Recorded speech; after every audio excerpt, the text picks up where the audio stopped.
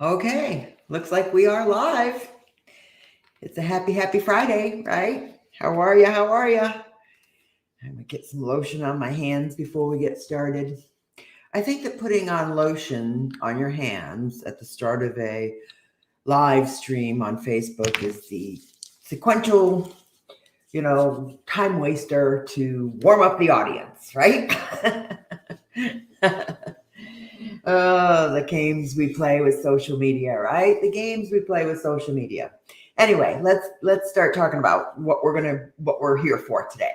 Today, I thought I'd do a little bit of role playing, but if you want to jump online with me, let me know, and I will give you a link that you can join me on camera. Okay. If not, that's okay. I'm going to babble away and I'm going to kind of tell you a little bit about how I respond and how I handle certain, scenarios with prospects. Okay.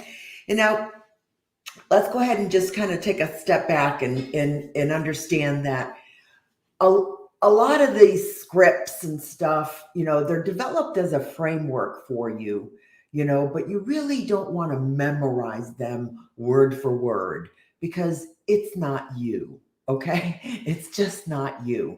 And I think that you'll do better for yourself if you feel like you're missing out or you lost a prospect or a deal because you didn't know what to say properly. Um, I think that just comes with confidence. Okay.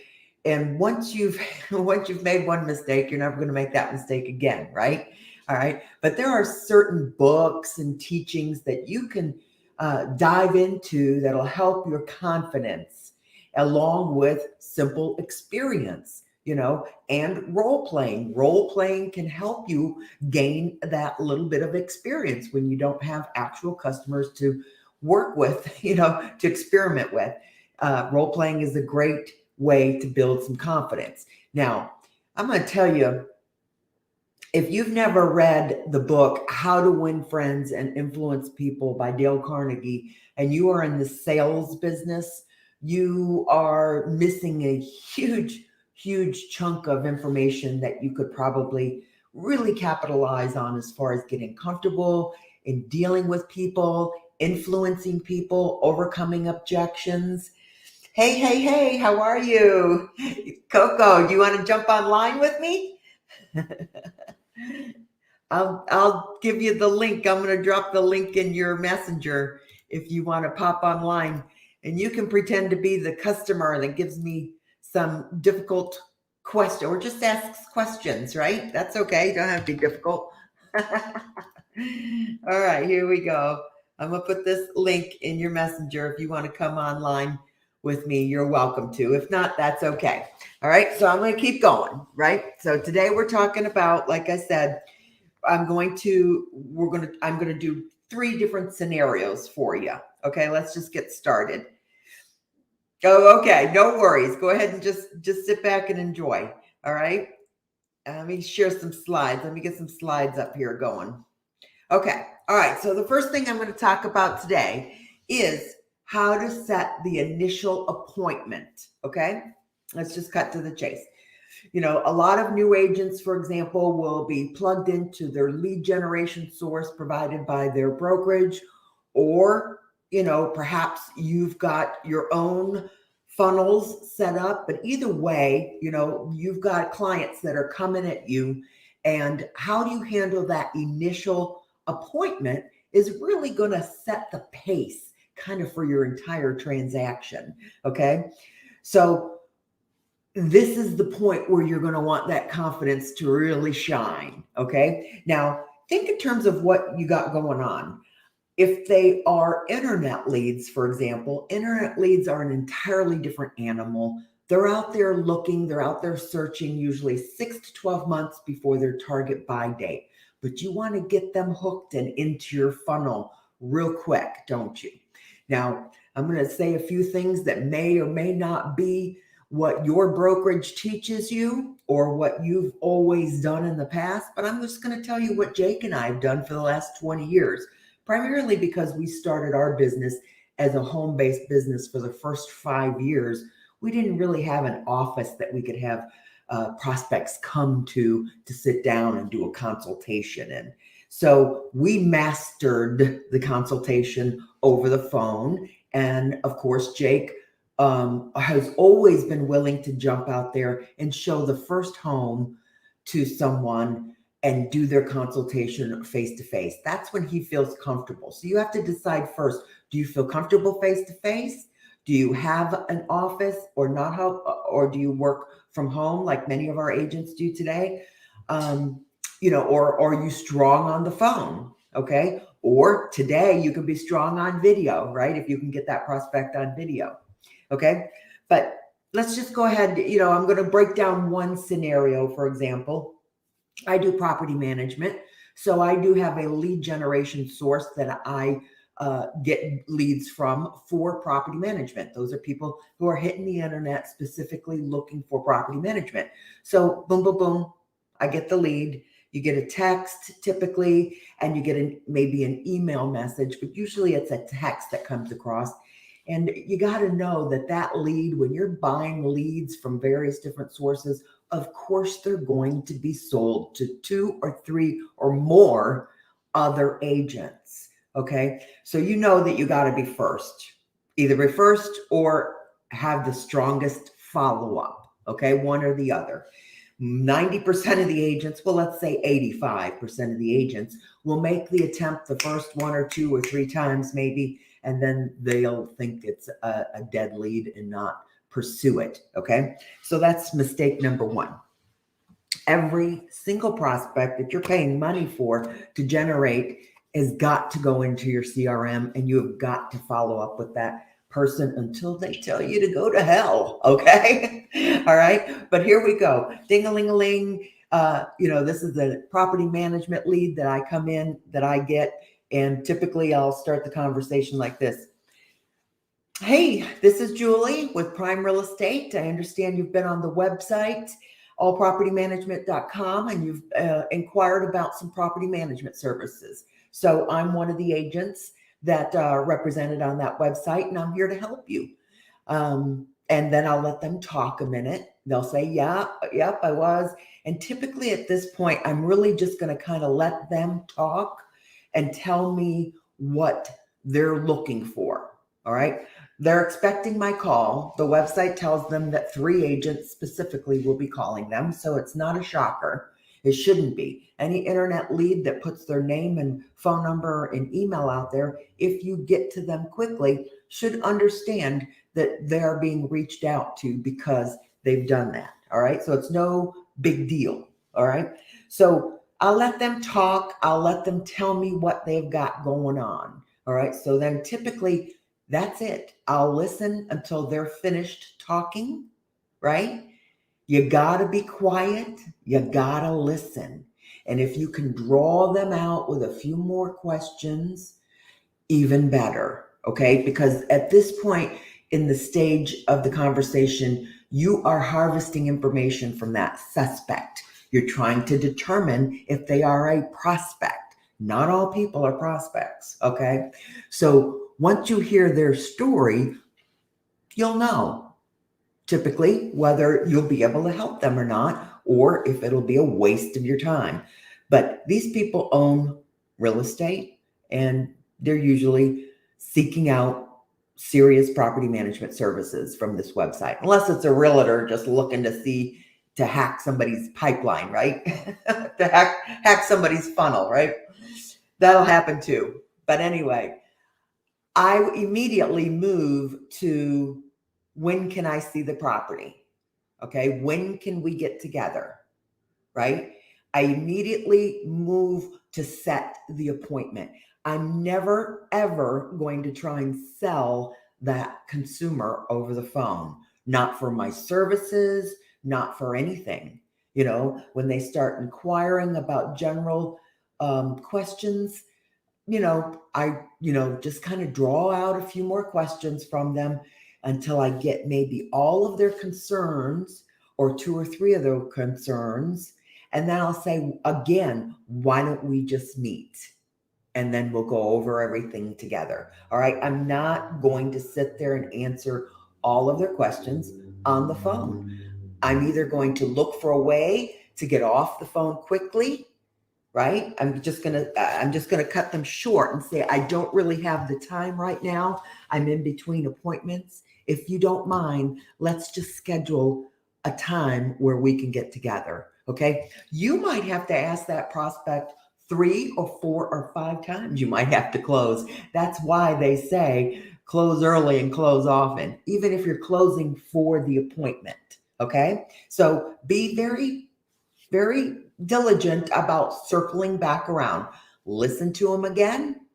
They've got that. If that's an objection, listen to them again and just okay, well, we can resolve all that when we're together. Okay. So let's do that. You just got to keep going for that appointment. Okay. Especially if you're paying for the lead. If you're putting money out for paid leads, you are harvesting this data and you can't let go of it. Okay. All right. The next topic of conversation is, how do you get your prospect to get pre-qualified? Okay. So typically when I'm working with even a first-time home buyer, a lot of first-time home buyers in my market, right? Excuse me 1 minute. I just wanted to clear my throat. Okay. So now let me just share a little bit before I get started. I do have a lending background. Before I became a broker and a real estate agent in 2000, I had been a licensed mortgage broker for 15 years prior to starting prime real estate. Okay. So I have a lending background. And I'm old school, if you can't tell, right? Back in the day, we had to physically take the mortgage application over the phone from the consumer. And we had to really drill down and dig down and get to that information that we knew we needed, that were going to be the red flags on the application. It wasn't as easy as it is today to send the consumer to a website on their own to figure it out, right?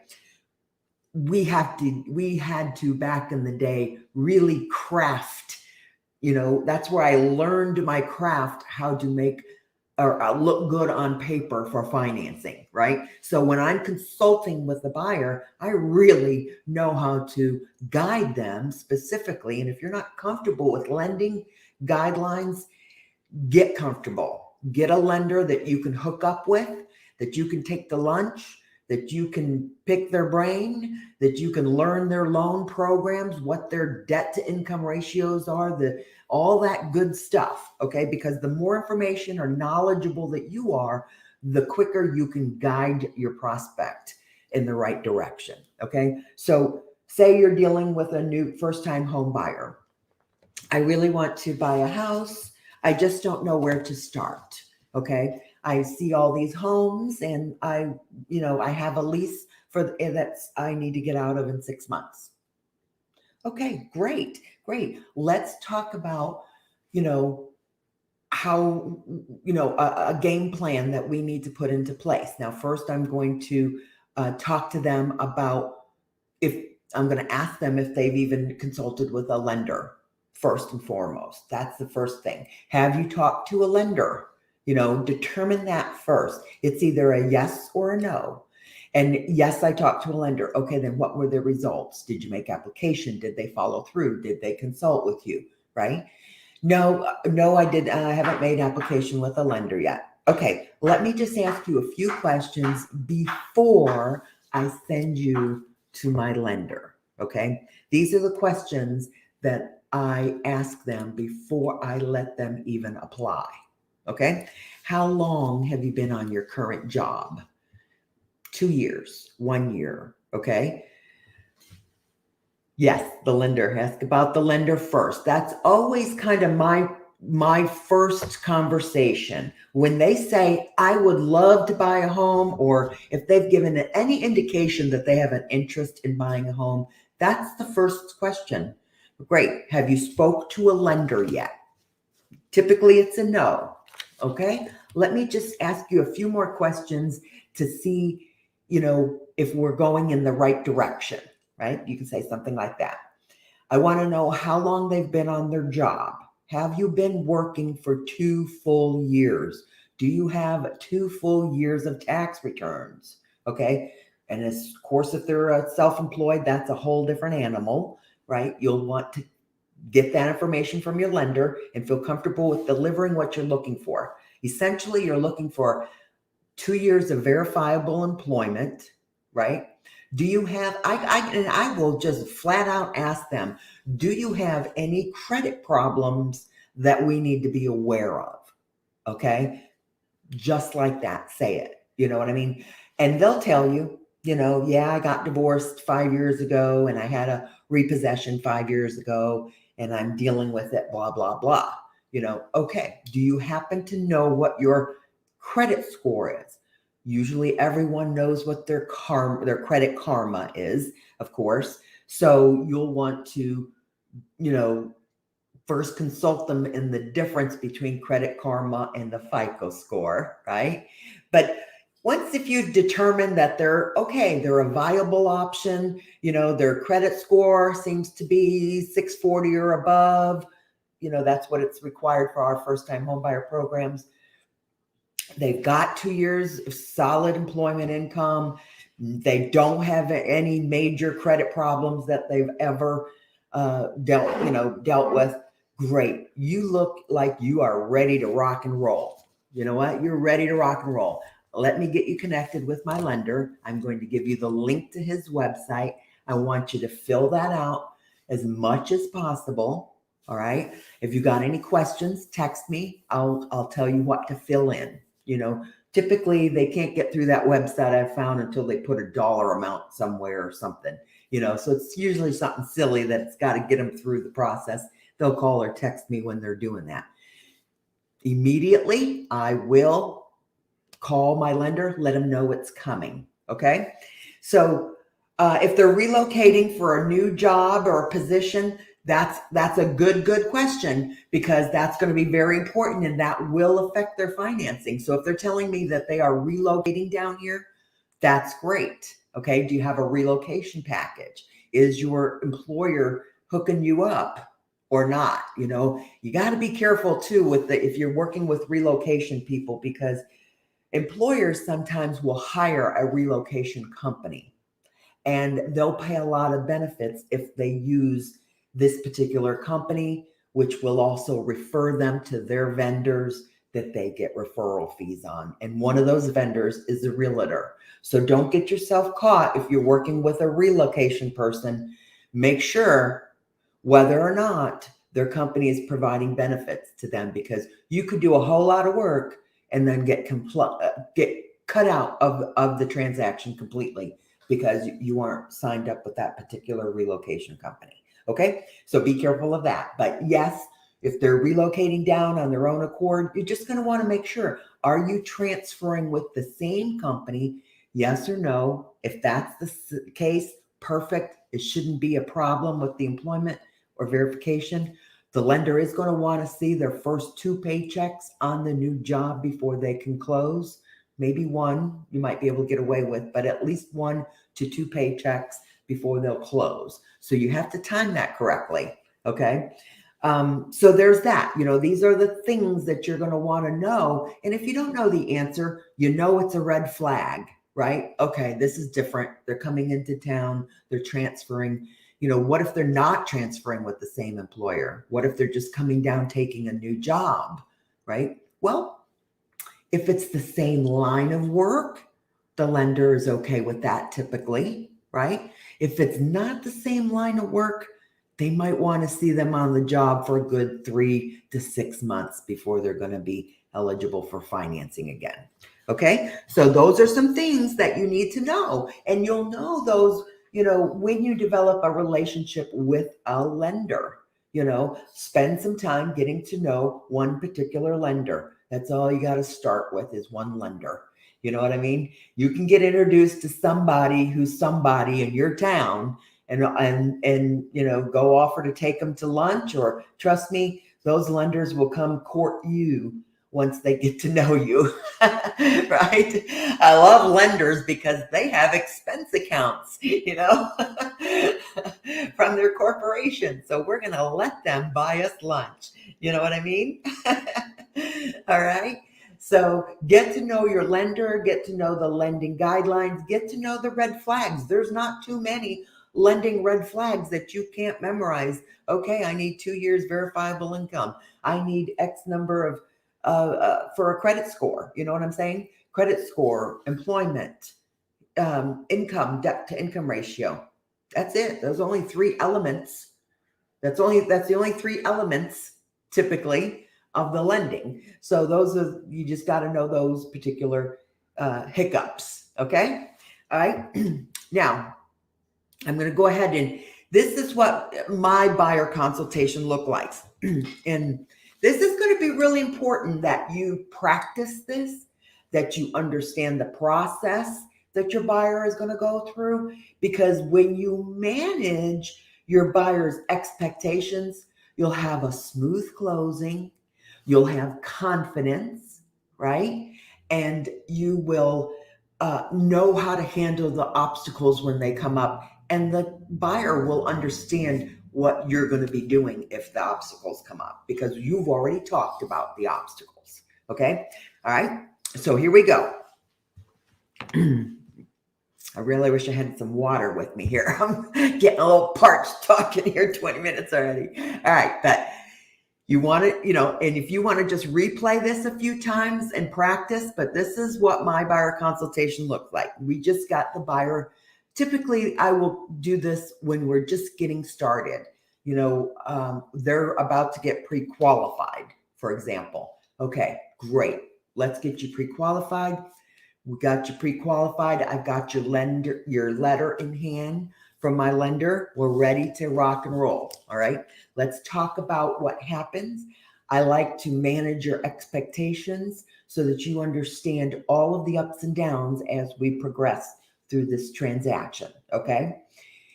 Now we're going to start the buying process. Because this is probably going to be the most grueling part of the transaction, although there are more than one grueling parts. Okay. Just hold tight, right?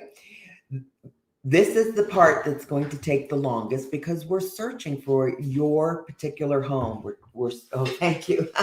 My husband's so sweet. He brought me some water. Okay. So, the buying process is going to take anywhere from however long it takes for you to find your home. Okay. Now, we're going to set up a saved search for you on the website. As you know, you've already been looking at listings on our website. I want you to know that we're available anytime, typically when you need to see a home.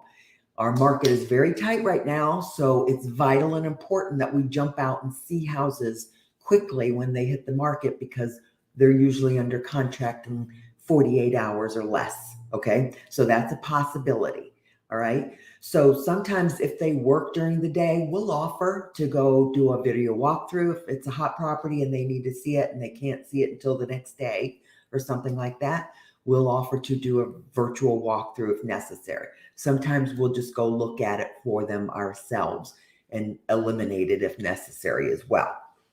All right. So I'll be doing that for you. Okay. But we'll need to jump out as soon as we can to see those properties. So you can mark listings as your favorite on the website when they come through to you. So I'll know exactly which ones you're looking for and looking at. And then we'll be able to schedule your showings easier. Once we hit the ground running, right, we're going to be drafting offers as fast and furious as possible. Those are going to be prepared for you and docu-signed into your email for your electronic signature, right? Sometimes when we're at the home, we'll decide what price you want to make an offer. I'll be making a phone call to my son, Thomas, who is at the other end, who's preparing your offer. And a lot of times that's going to be in your email before you even drive out the driveway. Okay. That's the way we function. Okay. So once we get your offer submitted, we're going to begin the negotiation process. We'll be going back and forth, typically verbally at that point. Sometimes we'll be drafting addendums and making changes to the contract. But once you are under contract, that's when immediately we'll need to put escrow into deposit with the title company. And that's when the clock starts ticking on your inspection. Okay.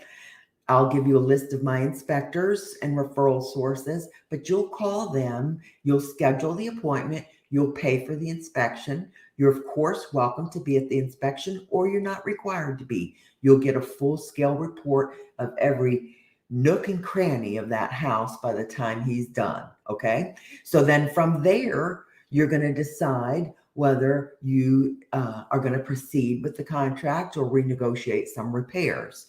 Once your lender is aware that you have cleared the inspection period, that's when they'll proceed and order the appraisal, not before. So they should not be ordering the appraisal and spending your money until you know that you're proceeding with the home after the inspection period. Okay. Now, once that happens, right, you're going to want to immediately start shopping for homeowners insurance. The lender is going to need that sooner rather than later because those are some items that affect your debt to income ratio. Now, he's got an estimate that he's working with, but we're going to want to know immediately whether we've got, a premium problem or not. Okay. So as soon as you finish your home inspection, then you'll be shopping for homeowners insurance. Okay. And I'll give you a couple of names for insurance agents that you can talk to then. Okay. Then once that happens, your lender is going to work. Your lender is doing their thing, right? If your lender asks for a piece of paper, you need to jump and get it to them. Okay. They're going to want updated paycheck stubs, bank statements, tax returns, all of that. So pull that together now and get that ready for your lender. Also understand that your lender needs paycheck stubs in your file that are going to be less than 30 days old by the time you hit the closing table. So be prepared. As you receive paycheck stubs during this process, go ahead and just forward every single one of them to your lender until the day you close. Okay. All right. That's just going to cut up, some back and forth if you just give them the documentation that they need right up front. Okay. So that'll make everything much smoother. And then, of course, I'll tell my buyer, be prepared. Your employment will be verbally verified when you are signing papers at the table. Okay. So don't quit your job. And don't buy a car.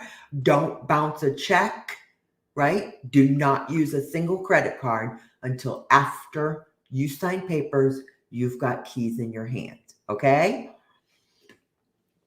So we'll run the buyer through that scenario. Basically talk them. Yes, I will talk them through that whole process.